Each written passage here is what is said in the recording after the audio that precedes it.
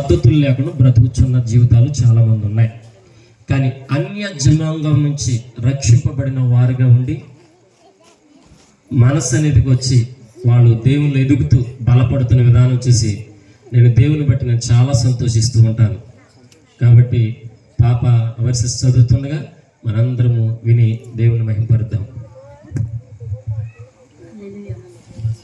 Happy happy Christmas, merry happy Christmas, happy merry Christmas. నేను చదువుతున్న వాక్యం కీర్తనల గ్రంథము 100. సమస్త దేశములారా యెహోవాకు ఉత్సాహధ్వానము చేయుడి, సంతోషముతో ఆయన్ని సేవించుడి. ఉత్సాహధ్వానము చేయుచు ఆయన సన్నిధికి రండి. యెహోవాయే దేవుడని తెలుసుకోండి. ఆయన మనల్ని పుట్టించును, మనము ఆయన వారము,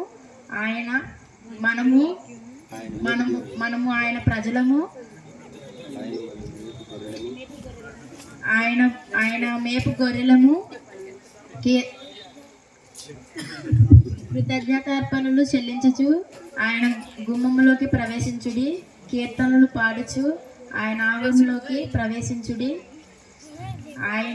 ఆయనను స్తుతించుడి, ఆయన నామమును గణపరచుడి.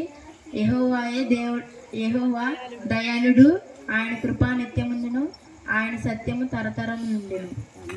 ఈ చిన్ననాటి వాక్యం దేవుడు దీవించును గాక. చప్పట్లు కొడదాం. నెక్స్ట్ గ్లాడ్సన్ రావాలి.